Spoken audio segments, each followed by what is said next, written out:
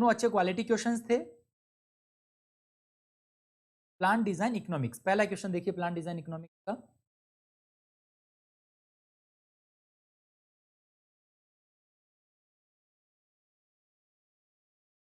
तो plant design economics का first question, okay 0.5 किसके लिए बोल रहे हो?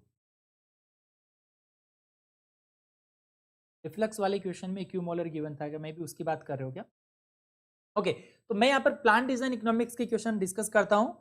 एक क्वेश्चन आपको डिस्काउंटेड केस फ्लो जो मेथड था उस पर बेसिकली गिवन, मतलब डिस्काउंटेड केस फ्लो आपको कैलकुलेट करना था और डबल डिक्लाइनिंग बैलेंस मेथड पे वो बेस्ड क्वेश्चन था। तो डबल डिक्लाइनिंग वाला जो क्वेश्चन है वो हम यहाँ पर डिस्कस कर रहे हैं कि आपको डेप्रिसिएशन मेथड गिवन है, double declining depreciation method, double declining depreciation method जो है ये वाला हम लोग क्वेश्चन डिस्कस कर रहे हैं। पहले एक और क्वेश्चन पूछा गया था, वो कैपिटलाइज कॉस्ट पे था। कैपिटलाइज कॉस्ट वाला क्वेश्चन अच्छा था और इवन ये क्वेश्चन भी अच्छा है। देखिए ये इसमें आपको कैलकुलेट करना है discounted cash flow, discounted cash flow for fourth year के लिए डिस्काउंटेड केस फ्लो जो है वो आपको यहाँ पर कैलकुलेट करना है। जल्दी जल्दी से मैं डाटा लिख देता हूँ। देखिए फिक्स कैपिटल इन्वेस्टमेंट आपको गिवन है 250 करोड़, साल्वेज वैल्यू 0 गिवन है। रेवेन्यू कितना क्रिएट हो रहा है? देखिए रेवेन्यू जो है यहाँ पर रेवेन्यू क्रिएट हो रहा है 120 करोड़। मैन्युफैक्चरिंग कॉस्ट की अगर हम बात करें, मैन्युफैक्चरिंग कॉस्ट आपको गिवन है 30 करोड़।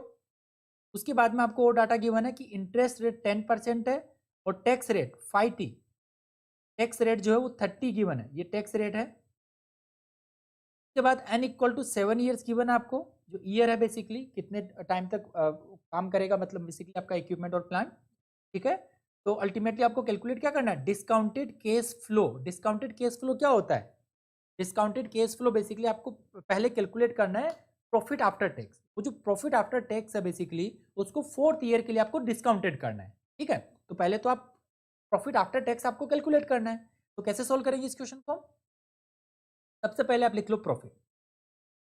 प्रॉफिट क्या होगा? Basically revenue minus of manufacturing cost, 120 minus of 30 which is 90 crore. Now इसके बाद आप यहाँ पर डबल डिक्लाइनिंग डेप्रिसिएशन मेथड है ना? डबल डिक्लाइनिंग डेप्रिसिएशन मेथड आपके पास में है। तो डबल डिक्लाइनिंग डेप्रिसिएशन मेथड से आप लिख सकते हो कि एफ जो फैक्टर होता है बेसिकली वो क्या हो जाता है? 2/n रहेगा डबल डिक्लाइनिंग डेप्रिसिएशन मेथड में। तो 2/7 ये आपको मिल जाएगा 0.2857। ये मैंने क्यों लिखा है? बिकॉज मुझे फोर्थ ईयर के लिए डेप्रिसिएशन कैलकुलेट करना है। फोर्थ ईयर के लिए डेप्रिसिएशन क्या होगा? D4 is equal to V3 into F. ये एफ कैलकुलेट कर लिया। Now D4 is equal to, आप अब V3 कैसे लिख सकते हो? V not into 1 minus of F power 3 into of F. तो V नॉट बेसिकली गिवन है, इनिशियल जो वैल्यू है 250 करोड़। ठीक है, into of 1 minus of 0.2857 power 3 into of F which is again 0.2857। तो अल्टीमेटली यहां से आपको D4 बेसिकली मिल जाएगा। D4 is equal to 26.03 crore. ठीक है, ये आपको मिल गया। अब इस क्वेश्चन में आपको कैलकुलेट करना है, ये आपका बेसिकली अभी आया है D4 की वैल्यू है ना 26 मतलब डेप्रिसिएशन। ये क्या है? फोर्थ ईयर के लिए बेस्ड ऑन डेप्रिसिएशन जो मतलब based on double declining depreciation method, depreciation क्या होगा ना। नाउ अब आपको लिखना है net profit. Profit before tax लिखते हैं पहले, पीबीटी मतलब प्रॉफिट बिफोर टैक्स। उसमें आपको क्या करना होता है? आपको पता है कि डिक्लाइनिंग जो डेप्रिसिएशन जो होता है उस पर आप टैक्स नहीं देते हो, है ना? तो आप क्या करोगे? 90 माइनस D4 करोगे यहाँ पर। 90 माइनस D4 मतलब 26.03, तो ये आपको मिलेगा 63.97 करोड़। ये आपका प्रॉफिट बिफोर टैक्स है। अगर आप प्रॉफिट आफ्टर टैक्स लिखो, प्रॉफिट आफ्टर टैक्स PAT, तो प्रॉफिट आफ्टर टैक्स आप देखिए आपके पास टैक्स रेट गिवन है, टैक्स रेट इज 30%। तो ये 30% आपको टैक्स देना है इस पे, तो रिमेनिंग 70% आपका क्या हो जाएगा? प्रॉफिट हो जाएगा। तो 63.97 करोड़ का आप इधर 1 माइनस 5T लिख सकते हो, 1 माइनस 5T, तो 1 माइनस 0.3 ये आ गया 0.7, मतलब इसका 70% है ना, तो ये हो जाएगा 44.779 करोड़। ये आपका प्रॉफिट आफ्टर टैक्स हो गया। अब केस फ्लो, अगर आप इसको केस फ्लो में कन्वर्ट करो, केस फ्लो में क्या होता है? प्रॉफिट आफ्टर टैक्स में आप डेप्रिसिएशन ऐड कर देते हो। केस फ्लो में तो हम दिखाते हैं ना डेप्रिसिएशन को, तो ये हो जाएगा 44.779 plus of depreciation which is again 26.03। ये हमने पहले माइनस क्यों किया था? बिकॉज हमको टैक्स जो है वो सेव करना था। यहाँ पर डेप्रिसिएशन पे है ना, डेप्रिसिएशन पे टैक्स नहीं लगता है, तो ये बेसिकली आपको मिल जाता है 70.809। तो ये केस फ्लो अभी आपको मिला है, ये आंसर नहीं है, इसको आपको इसका डिस्काउंटेड वैल्यू आपको कैलकुलेट करना है। तो डिस्काउंटेड मतलब कि आपको आफ्टर 4th ईयर मिल रहा है, तो इसमें आपको क्या करना है, मतलब 4th ईयर के लिए आपको डिस्काउंटेड करना है इसको, तो 70.809 इसको आप डिवाइड करोगे, जो वैल्यू आपको मिलेगी वो कम मिलेगी इससे, कि आपको मतलब बिकॉज आपको पता है ना कि 10% इंटरेस्ट रेट भी गिवन है, तो ये आपका 10% इंटरेस्ट रेट से आफ्टर 4 ईयर ये आपका कैश फ्लो होगा।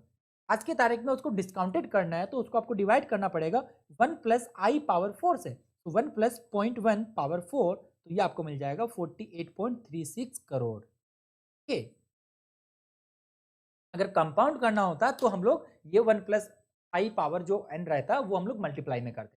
हमें डिस्काउंटेड केस फ्लो कैलकुलेट करना था, तो 48.36 crore is the correct answer. All clear? ये था फर्स्ट क्वेश्चन यहाँ पर प्लान डिजाइन एंड इकोनॉमिक्स का, जो भी 2 मार्क्स का क्वेश्चन था। दूसरा वाला जो क्वेश्चन था वो भी 2 मार्क्स का था। सेकंड क्वेश्चन देखिए, क्वेश्चन नंबर 26। क्वेश्चन नंबर 26 जो है ये पीडी का सेकंड क्वेश्चन है। तो क्वेश्चन में गिवन डाटा अगर मैं लिखूं, ओके पहले मैं बोल देता हूँ कौन सा क्वेश्चन है। कैपिटलाइज कॉस्ट वाला क्वेश्चन है। परपेचुइटी करके जो हम लोग कैलकुलेट करते हैं ना, तो ये परपेचुइटी मतलब कैपिटलाइज कॉस्ट वाला क्वेश्चन की मैं बात कर रहा हूँ।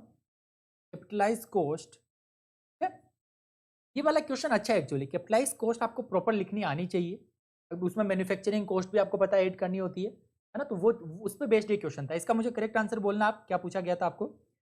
तो गिवन डाटा लिखते हैं हम लोग सबसे पहले। Given data V naught is equal to 10, L मतलब 10 लेख लिख रहा हूं मैं यहाँ पर ना, then N is number of year is 10. Now the operating cost is 0.5 liter which is 50, sorry अभी सिहारी के क्वेश्चन किए थे तो मैं भी लीटर याद रह गया, ये लेख है ना, तो इसको आप रुपीज में मतलब 50,000 लिख सकते हो। ओके, तो अब इसके बाद में इंटरेस्ट रेट इज 8%। ठीक है, ये हो गया। आपको एक्चुअली पूछा गया था इसमें कैपिटलाइज कॉस्ट। अभी कैपिटलाइज कॉस्ट जो है ये आपको मेंटेनेंस के लिए लिखना था, इसका 24.9 ये आप बोल रहे हो ना। हाँ 24.9 ही है, बट क्वेश्चन में लैंग्वेज क्या थी, प्लान डिजाइन इकोनॉमिक्स के क्वेश्चन में ऑलवेज लैंग्वेज मैटर करती है कि आपको कहाँ पे पूछा है। आपको कैपिटलाइज कॉस्ट मैन्युफैक्चरिंग कॉस्ट पे पूछा है या फिर कंप्लीट पूछा है। अगर कंप्लीट पूछा है तो उसमें वी नॉट भी आपको ऐड करना पड़ेगा, जो कि ऑलरेडी 10 लाख है ना, तो उस केस में आपका 24.9 आएगा। अदरवाइज आपको 14.8 समथिंग करके जो आंसर है, या फिर 14.9 लाख जो है ना, तो इस केस में आपका जो आंसर है वो 24.9 इंटू 10⁵ लाख ही रहेगा। मोस्ट प्रोबेबली आपका आंसर यही हो।